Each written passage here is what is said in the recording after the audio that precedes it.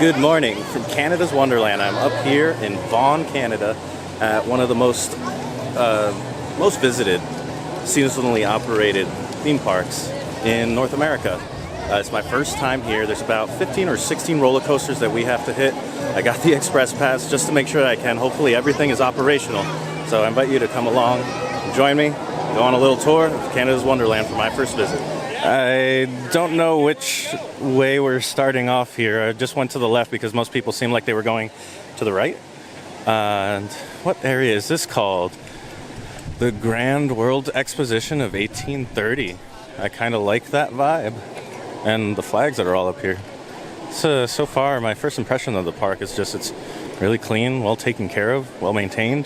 There are the vlogs that I saw. There are a couple of places that could use some love, but yeah, this is looking good so far. Has me really excited. I do love that they have this globe here. That's cool.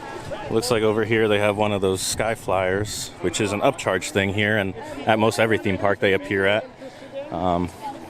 Never done it, but at some point, if it's included with a Six Flags thing, then I might give it a shot. And then I believe this one, is this the Top Gun one? I'm not sure. I didn't do nearly enough research because I wanted some element of surprise for this. All right, so this one is Flight Deck.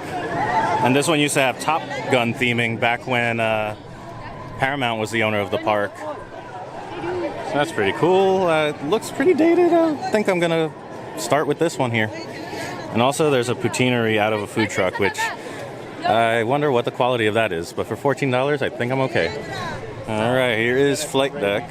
We're going to go on in. I don't know what the policy is with cameras, though. So that's something we'll learn real quick. Like, can I take my bag with me and, like, leave it at the station? We're not sure. A lot of places will allow me to do that. And some will force you to put things into lockers. And it's different at every park, and it's something that you don't ever find information about because not too many people do this. Just got off of Flight Deck, so they do have little cubbies where I can put my camera and stuff. I don't know if I'm going to risk it yet because I do have friends that will take my camera. So for the ride-throughs, I'm probably just going to do what I just did and put B-roll in place of it and then give you my thoughts. So this is one of the Vekoma inverteds, and is the first one that was put in Canada. It was a little rickety, but not nearly as bad as some of the ones that I've been on. Only a little rickety, only a little rattle, but the layout was actually really good. If it was smoother, this would be still one heck of a ride. I actually kind of enjoyed it. The next one, I don't know what to say about, but we're coming up on it right here. It looks like you cannot go on the time warp if you're on the larger side, which is impressive. The lift hill, though, which I'm going to zoom in on, is something else. So this is a flying coaster that's made by Zamperla. I have never seen a lift hill quite so unique. All right, I wonder how much this is gonna hurt. Let's find out. I'm really not quite sure what to say about that one. I probably will only do one ride through on that because those restraint systems, I clap my ears a whole bunch on it.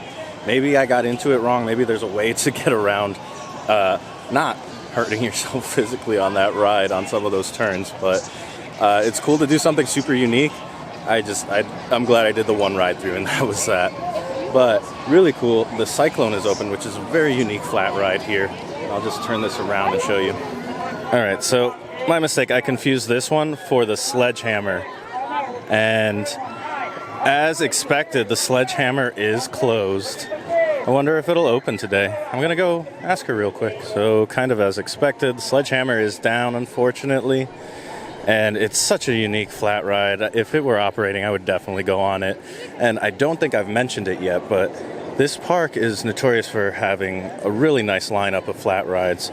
Like you had that giant Discovery Swinging Zamperla ride, whatever it's called. And this thing, I do not know what to call this. It's amazing though. And I highly recommend you look up a video.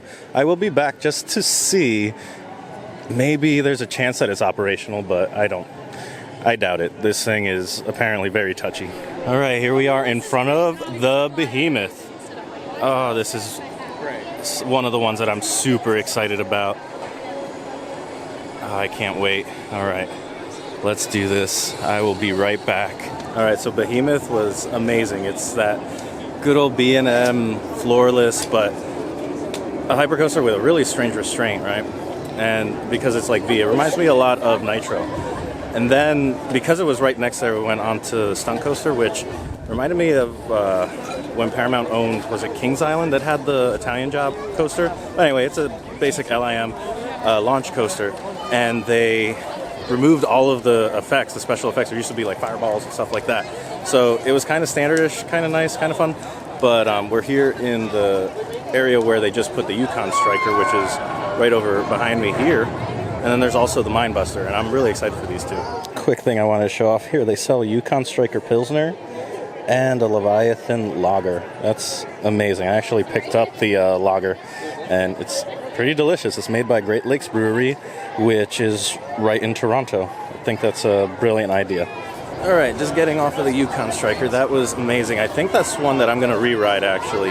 I know it's a dive coaster, and so there's only so much that they do with those, and something like Leviathan is probably the most re-rideable, but maybe doing one or two because I don't know when I'll be back. One or two more rides on Yukon is probably going to happen later on, but between that little area, that was nice.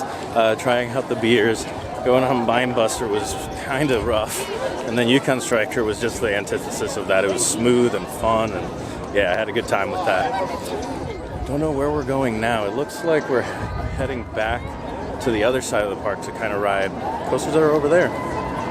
Kind of just being led around for the most part today by a bunch of friends that I'm here with. So I'm on my way to the Kidsville area to go knock out some quick credits there, but I wanted to share with you the flying canoes here. It looks pretty astounding. I just like the theming that they have for the flat rides. All right, here we go into the Kidsville section, and I believe there's one coaster we can check out in here. I'm surprised with how many pizza stands and Tim Hortons stands I see here, but pizza is my favorite. It was just fun to say, hey, do you guys want a pizza? And I believe we're headed over to the Silver Streak now. Should be back here, this area. Man, it looks fun. It looks tiny and silly and janky. Can't wait. Huh. Okay, so this Silver Streak here does have a height restriction. It doesn't say how tall it is, but that kind of tickles me. I haven't seen a ride before that had a height restriction. All right, here we are going on the Silver Streak, which is the first family-style inverted roller coaster that I've ever seen or am about to go on. Thought it was pretty cool. We'll report back, but yeah, it was very unique to me. All right, so Silver Streak was cute, it was unique, very mellow, a little rattly, but I was passing by the Ghoster Coaster. It looks like it's got a pretty high weight, but since it's in the kids area, I'm hoping that if I come back later, the line will be a lot smaller. Oh, and I actually see Linus and Peppermint Patty here.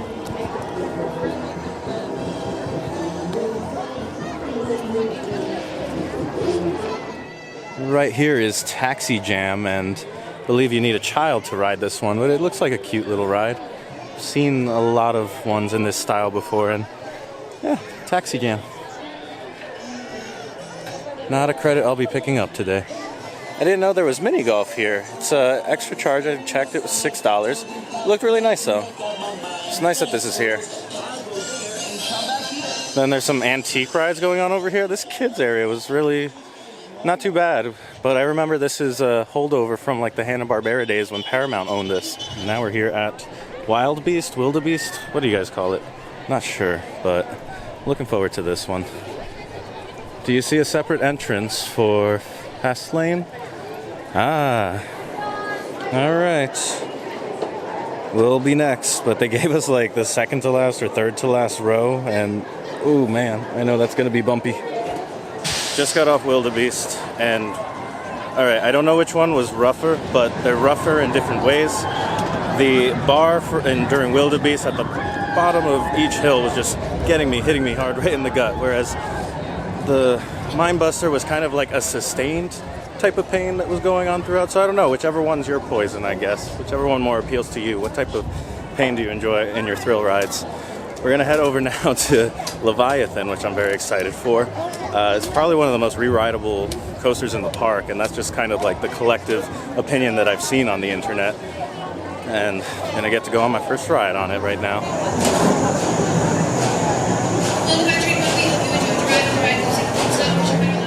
Here we go on Leviathan, almost near the front here. That reminds me so much of Nitro. I'm so excited for this. Leviathan was incredible, amazing. Might be my favorite here at the park. Reminded me so much of Nitro at Six Flags Great Adventure, but it was bigger, taller, faster. It was insane. I really want to be able to go back on that later, but first we're going to check out and see what the wait time is for the Dragonfire one. All right, here we go. We are on Dragonfire. And this is actually an old Arrow roller coaster. I can't tell you the last time I've been on an old Arrow roller coaster, but I'm pretty pumped for this. I also don't know how much off-ride footage. I've been trying to get off-ride footage for a lot of this stuff, and just unfortunately been having to cut straight to my reaction because there hasn't been that much opportunity or angles approaching these some of these coasters to get off-ride footage. Right. Okay, so we're just getting off the Blackfire. That was like a cute little throwback type of ride. The loops were super tiny, the corkscrews were super tiny, and that was really the only elements. And then there was a Helix, and I can name all the elements of that ride very quickly because of how simple it was. But it's an old aerodynamics roller coaster, and it was a lot of fun. I enjoyed it, to be honest. Gonna check and see how the wait is for the Fly, and it's a Wild Mouse clone, so I'm not too set on riding this, but if the line is short, we might as well. Let's see. Looks like it's going all the way over here. All right, we're up here waiting to get on Thunder Run. Wait wasn't too bad, and I heard there might be an animatronic inside, which sounds pretty cool, but the queue is actually kind of nice to get a view of things up here. So I didn't realize this, but the train actually comes through the station one more time. So I'm hoping before we actually get into the queue that'll come, it'll happen again.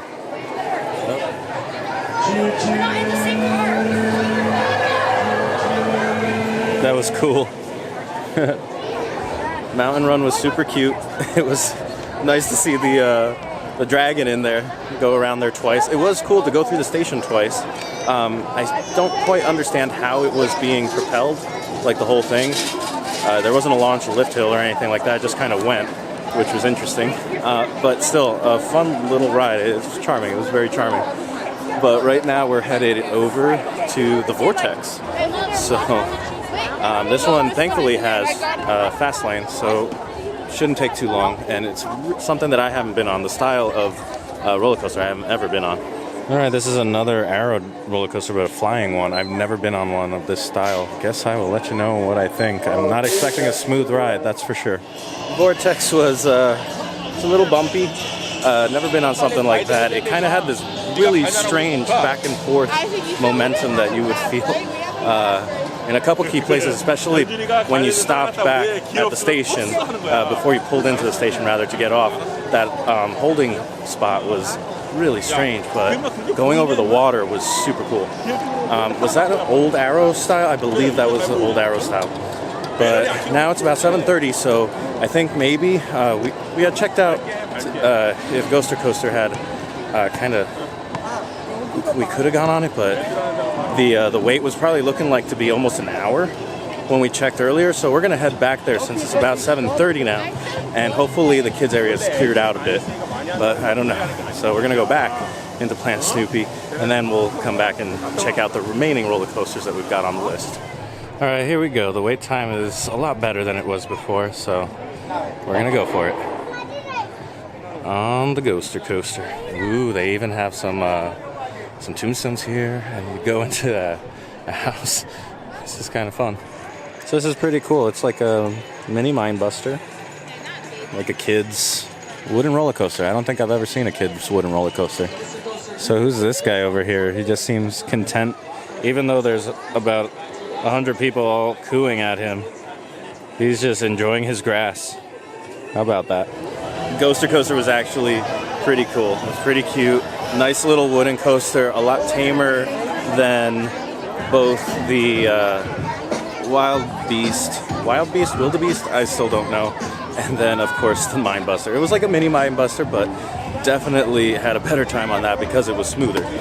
But I think now that puts us at 13 coasters, and now we just have the Bat, the Fly, which are clones, and then the Wonder Mountain Guardian, which sounds pretty interesting. Oh boy, so Wonder Mountain's Guardian's line is really long. Whew. Okay then. All right, so the last three all have pretty big waits, so it might be a good time to grab something to eat, maybe re-ride some of the stuff that I can use fast lane for and wait for those times to come down. At least that's the strategy I think I'm going to employ. Let me know if you think I've gone too far, or if you're a local to Wonderland. What should I do to ride these clones that I can't get on any faster? Alright, so unfortunately I think I gotta call it here. I got 3 coasters left. One is unique, the Wonder Mountain Guardian, which I should have done. Fortunately, then after that is the Bat and the Fly, which are 2 clones, so I'm not really too worried about that. One being the Boomerang and the other one being the Wild Mouse.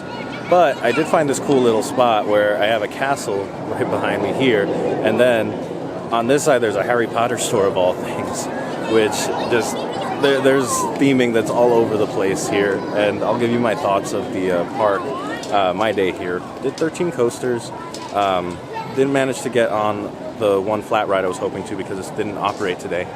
The offerings as far as roller coasters go, there's a few of them that are just world class and amazing, then some of them that are just very painful and need either serious refurbishment or replacement or something to plus them, because there's not much in between. It's either they're amazing or they're brutal.